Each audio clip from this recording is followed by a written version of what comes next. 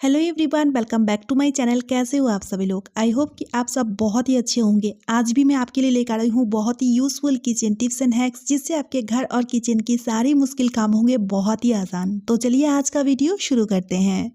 तो देखिए फ्रेंड्स, इस समय नए आलू आ रहे हैं और इनमें ना पानी का मात्रा बहुत ज़्यादा होती है, और जब हम इन्हें पानी के साथ बॉयल करते हैं तो ये गीला हो जाता है। और इन आलूओं की कोई भी रेसिपी जब हम बनाते हैं तो वो बिल्कुल अच्छी नहीं बनती है। खासतौर में आलू के पराठे जब हम बनाते हैं ना, वो फट जाता है। तो यहाँ पर मैं आपको बताऊंगी इन आलूओं को बिना पानी कैसे बॉयल करें। तो इसके लिए आप सबसे पहले आलूओं को अच्छी तरीके से धोकर के साफ कर लीजिएगा। उसके बाद आपको लेना है कुकर, और कुकर में 1 चम्मच घी लगा दे रही हूँ। चाहे तो आप ऑयल भी लगा सकते हो। घी लगाने से ना बहुत बढ़िया से स्मेल आएगा, इसीलिए मैं घी लगा रही हूँ। आप ऑयल लगा लीजिएगा, ठीक है। उसके बाद ना आपको लेना है कोई भी कपड़ा ले लीजिए या किचन टॉवल ले लीजिए। उन्हें आप इस तरह से पानी में डुबो के अच्छे से गीला कर लीजिएगा। और बहुत ज़्यादा पानी आपको नहीं निचोड़ना है, पानी थोड़ा थोड़ा रहने देना चाहिए, क्योंकि इसी गीले टॉवल की मदद से आलू जो है ना वो बॉयल होंगे। अब उसके बाद ना कुकर में आलूओं को रखने के बाद उसके ऊपर से किचन टॉवल को आपको रखना है। 2 किचन टॉवल का यूज़ कर रही हूँ। फिर उसके बाद आपको गैस ऑन करके बिल्कुल सिम आंच पे आपको इन्हें बॉयल कर लेना है। 2 सीटी आने तक आप इन्हें बॉयल करेंगे। आपको बहुत ज़्यादा सीटी लगाने की भी ज़रूरत नहीं है। 2 सीटी लगाने से ही ये बहुत अच्छी तरीके से बॉयल हो जाता है, ठीक है। अब देखिए मैं आपको खोल कर दिखाती हूँ। अब देखिए किचन टॉवल बहुत ज़्यादा गर्म है, तो इन्हें मैं हटाती हूँ। और इन्हें हटाते साथ ही सबसे पहले आप देख लीजिए कुकर तली से बिल्कुल भी नहीं जला है। कुकर बिल्कुल भी नहीं ख़राब होता है, ठीक है। और साथ के साथ जो आलू है वो भी कितना बढ़िया तरीके से बॉयल हो चुका है। इस तरह से आलू की स्वाद बहुत ही टेस्टी लगती है। आलू गीले नहीं होते हैं। और सबसे अच्छी बात, जो घी हमने ब्रश किए थे ना, इससे ना बहुत अच्छे से स्मेल आता है, जिससे कि इन आलूओं की चाट भी बनाकर आप खाओगे ना, बहुत टेस्टी लगेगी। अब इनका पराठा बना लीजिए। कोई भी रेसिपी आप बनाओगे बहुत ही टेस्टी बनेगी, बिल्कुल भी फीके नहीं लगेंगे और बहुत अच्छे से बनेंगे। तो चलिए अब देख लेते हैं अगला ट्रिक। तो यहाँ पर देखिए मेरे पास है कप। जब कभी भी हमें शिफ्टिंग के चक्कर में हो गया या अदर किसी रीज़न की वजह से इन्हें जब कैरी करना होता है, या फिर घर पर भी जब हम इन्हें ऑर्गेनाइज करके रखते हैं, तो आपने देखे होंगे थोड़ा सा भी ये टकराते हैं ना, तो चटक जाते हैं। तो यहाँ पर मैं आपको बताऊँगी बहुत ही बढ़िया सा ट्रिक। तो आपको क्या करना है, देखिए जितने भी कप है ना, उनके जो हैंडल है ना, उन हैंडल को आपको इसके माउथ के अंदर डाल देना है, ठीक है। ये देखिए, वीडियो को आप थोड़ा ध्यान से देखेंगे ना, तो आपको बहुत अच्छी तरीके से समझ में आएगा। तो देखिए जितने भी कप के हैंडल हैं, उन्हें हमें इस तरह से इसके माउथ में डाल देना है। ये देखिए बहुत ही बढ़िया तरीके से इस तरह ऑर्गेनाइज हो जाता है। सबसे अच्छी चीज़ है, देखिए कितना कम स्पेस में आप इन कपों को ऑर्गेनाइज करके रख सकते हो। और ये बिल्कुल भी चटकेंगी नहीं, क्योंकि इसकी जो हैंडल होती है ना, यही होती है सबसे ज़्यादा नाजुक। तो इस तरह से कवर होके रहेंगे तो बिल्कुल भी टूटने फूटने की डर नहीं रहेंगे। तो चलिए अब देख लेते हैं अगली ट्रिक। अदरक, जो कि नए अदरक अभी मार्केट में आ रहे हैं और काफ़ी सस्ते दामों में मिलते हैं। तो हम क्या करते हैं, 3 महीने के लिए, 6 महीने के लिए इकट्ठी खूब सारी अदरक खरीद लेते हैं और इन्हें स्टोर करते हैं। लेकिन कुछ ही दिनों में ये सूख जाते हैं या फिर सड़ने लगते हैं।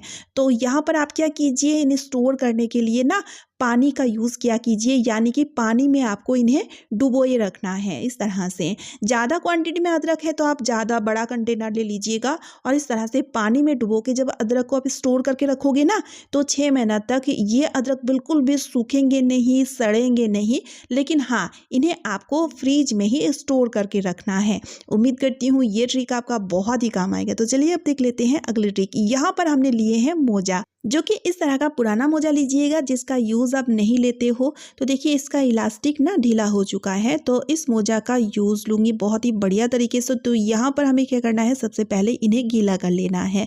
तो पानी से जब इस तरह से गीला करोगे ना, तो इसे निचोड़ते टाइम बहुत ज़्यादा ड्राई करके आपको नहीं निचोड़ना है, हल्के से दबा के इन्हें निचोड़ना है। अब देखिए यहाँ पर हमें लेना है वाइपर, जो कि हर किसी के घर में होता है, क्लीनिंग के लिए इसका यूज़ होता है। अब देखिए इस गीले मोजे को हमें वाइपर में पहना देना है, यानी कि इस तरह से डाल देना है। वाइपर के दोनों ही साइड में मोजे को आप इस तरह से डाल दीजिएगा, तो ये जो वाइपर है पूरी तरीके से मोजे से कवर हो जाएंगे।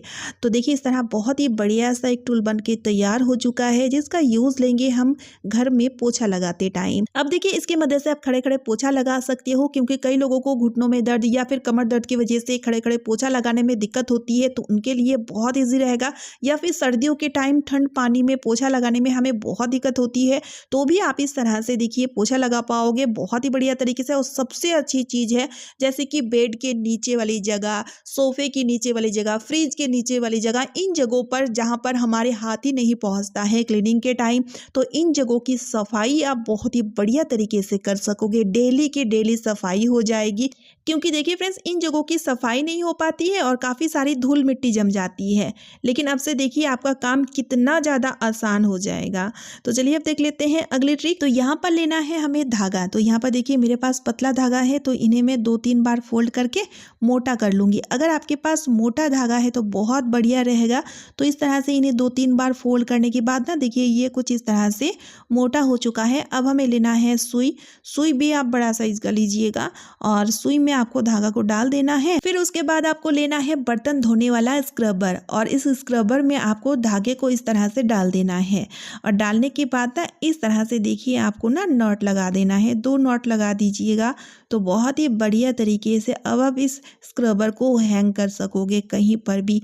होता क्या है, जब कभी भी हम ना बर्तन धोते हैं, बर्तन धोने के बाद इन्हें साबुन के साथ ही रखा करते हैं, जिससे क्या होता है हमेशा ये गीला रहता है, सूखता नहीं है। तो इस तरह से हैंग करके रखोगे तो जितने भी एक्स्ट्रा पानी होंगे वो ड्रेन हो जाएंगे, और ये हमेशा सूखा हुआ रहेगा ना, तो इसमें बैक्टीरिया जाम्स वगैरह नहीं जमेगा, साबुन भी नहीं गलेगा, और बढ़िया तरीके से हमेशा ही साफ सुथरा क्लीन रहेगा। है ना यूजफुल सा आइडिया। तो चलिए अब देख लेते हैं अगली ट्रिक।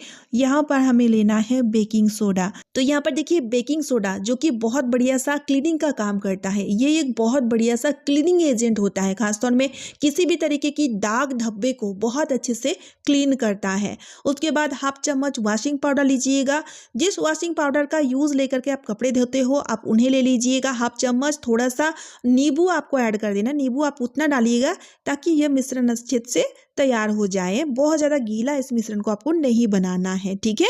सारी चीज़ों को मिक्स करने के बाद आपको लेना है पेन के ढक्कन, और इस मिश्रण को आप पेन के ढक्कन में इस तरह से डालते जाइए, और टूथपिक या कोई भी पिन की मदद से ना इस तरह से फिल करते जाइएगा, ताकि अच्छी तरीके से दबा करके आप इन्हें भर सके। पेन ढक्कन में काफ़ी ज़्यादा स्पेस रहता है, तो इस मिश्रण को आप अच्छा खासा डाल सकोगे, जिससे कि ये काफ़ी लंबे टाइम तक चलेंगे, ठीक है। उसके बाद कोई भी आप पॉलीथीन का छोटा सा टुकड़ा लीजिए और इस ढक्कन की माउथ पर लगा दीजिए और रबर बैंड से बांध दीजिए। अब कोई भी टूथपिक या पिन की मदद से छोटी छोटी छेद बना दीजिएगा, ताकि ये सॉल्यूशन थोड़ा थोड़ा करके बाहर निकल आ पाए, ठीक है। फिर उसके बाद आपको लेना है धागा, और इस धागे को ना आपको इस ढक्कन में आपको बांध देना है। अब देखिए ये पूरी तरीके से तैयार हो चुका है। अब हम इसका यूज़ लेंगे टॉयलेट की फ्लश टैंक में। जैसे कि होता क्या है, टॉयलेट तो हम सभी लोग यूज़ करते हैं, लेकिन 2-3 दिन के बाद ही ये गंदे हो जाते हैं और बार बार साफ़ करने की हमें झंझट होती है। तो आप सीधा ना फ्लश टैंक में इस ढक्कन को इस तरह से डाल दीजिए, और जब कभी भी आप टॉयलेट यूज़ करेंगे और जब आप फ्लश करेंगे ना, तो ये जो सॉल्यूशन है ना वो थोड़ा थोड़ा करके निकल आएंगे, जिससे आपके टॉयलेट अपने आप साफ़ होते जाएगा, जिससे आपके टॉयलेट में ना कोई दाग धब्बे रहेंगे, ना कोई गंदगी रहेंगे। और सबसे अच्छी चीज़ है, बहुत ही अच्छी सी विनी विनी सी खुशबू भी आती रहेगी जब आप इस तरह से फ्लश करोगे तो।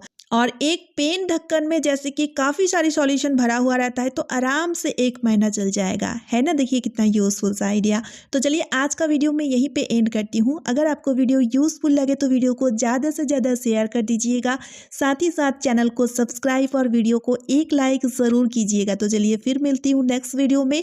Bye friends and thanks for watching.